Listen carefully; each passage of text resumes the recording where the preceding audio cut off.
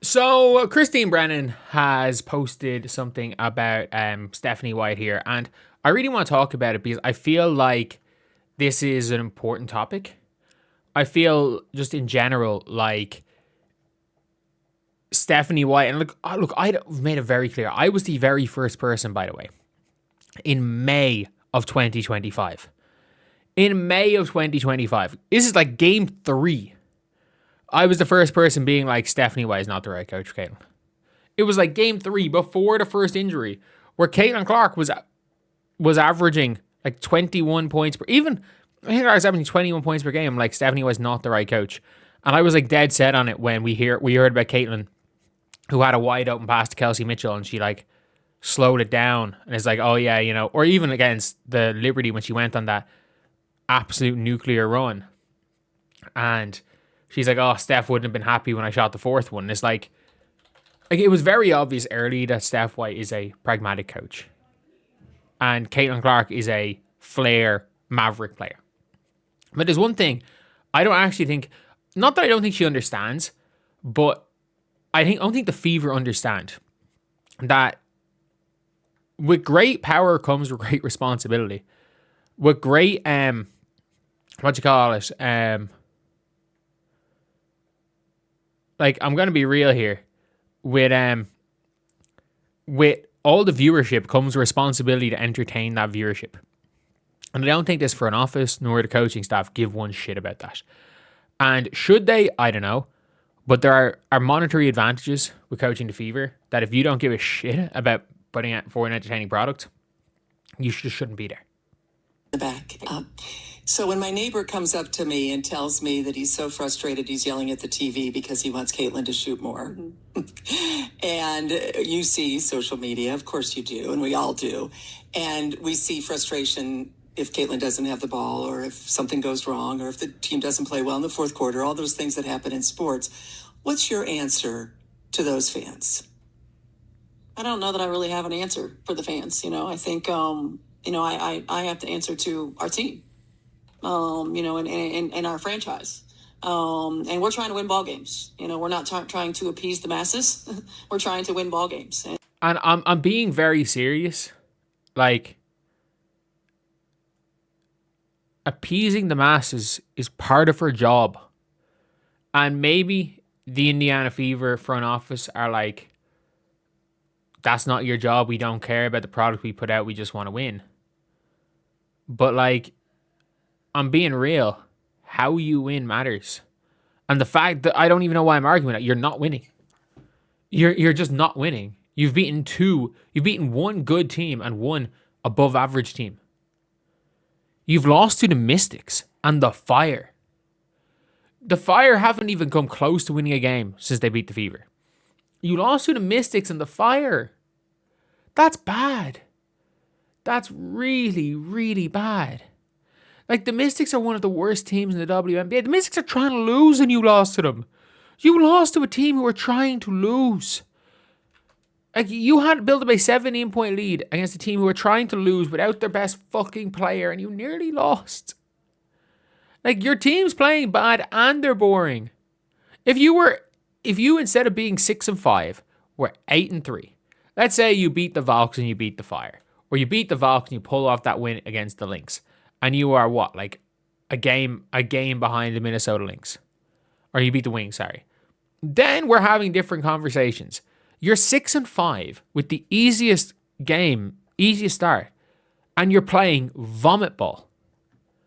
Like, your part of your job is absolutely part of your job is to appease the masses. Like, I know you don't want it to be. I know that's not something you think you signed up for. You absolutely signed up for that. I'm being real. Like, who the fuck takes the job of coaching Caitlin Clark without the expectation of, quote unquote, appeasing the masses? Especially when you went in this whole "we're America's team, now you know," all of this stuff. When you go through all of that and then say, you know what, I only answer to my team, I don't care about appeasing the masses. No, you can't. That's not a cop-out. That's not a cop-out for having one of the best offensive like groups of players in history and being ninth.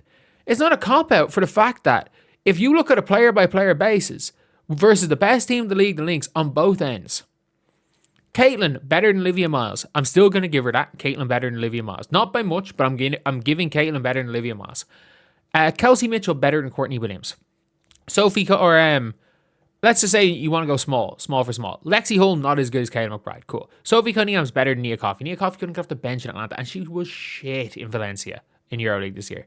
Sophie Cunningham better than Nia Coffey. And Aaliyah Boston better than Natasha Howard. And by the way, Aaliyah Boston's a better defender than Natasha Howard. Caitlin Clark's a better defender than Olivia Miles. Yes, Courtney Williams is not a better defender than Kelsey Mitchell. Lexi Hull's not a better defender than Kayla McBride. But if you swapped coaches, Cheryl Reeve would have the Indiana Fever top of the league because and they would be spamming pick and rolls. They'd be just spamming pick and rolls. You have taken away the most fun thing that this team does. For what? Because you think other teams know what you're doing. Yeah, no shit. Every team knows Olivia Miles is going to run a pick and roll every time. Every team knows Aja Wilson wants to get the fucking ball. They don't stop giving the ball to Aja. But yeah, let's keep listening. And so I think for us, figuring it out on a consistent basis. Our big three are learning to play together again. With Caitlin missing as much time as she did a year ago, and finding a flow does take time. Especially when Kelsey and Aaliyah had the ball in their hands so much a year ago. And then we've got other pieces that are trying to find their way as well. I think when you see us find continuity, you'll see what seems to be easier shot opportunities, and better shot quality. And that's what I'm focused on is the best shot quality we can get, the best shot opportunities we can get, and how we keep that balanced enough to make sure that we stay in a rhythm and flow and be the best that we can be when we head into, September, October, and get ready for the playoffs. I don't think you realize playoffs aren't a fucking guarantee, you dumbass. The playoffs aren't a guarantee. The playoffs aren't a guarantee. Can we be completely real here? The playoffs aren't a fucking guarantee. There's no guarantee of making the playoffs. There's just not. There is no guarantee. No guarantee at all that you make the playoffs.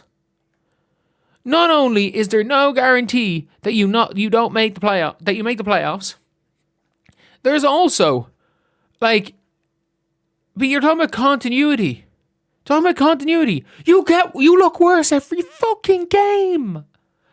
Other than the Atlanta game, which clearly was you guys treating it like it's a playoff game, versus your opponents not. They took the game more seriously in the Atlanta Dream. They clearly took the game more seriously. Other than that game, they're not playing good basketball. They're not playing winning basketball. They're not doing any of that. And that's what I've said from the very fucking start, is that Stephanie White is going out of her way to try out everything and do this, and this. Because you know what? Oh, I don't care how bad we are because, we have a chance of winning in the playoffs. Newsflash. If you draw the Minnesota Lynx in the first round of playoffs, the 8th seed, you're not fucking winning. It's a best of 5. You were not going to beat Atlanta in a best of 5 last year. Trust me on that.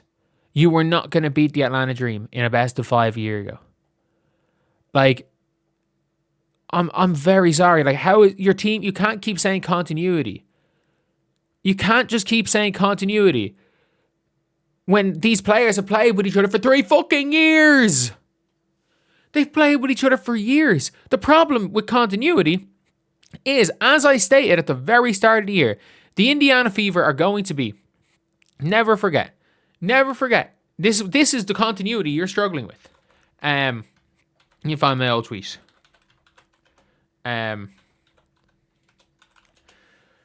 This is why you were struggling with continuity. It is nothing to do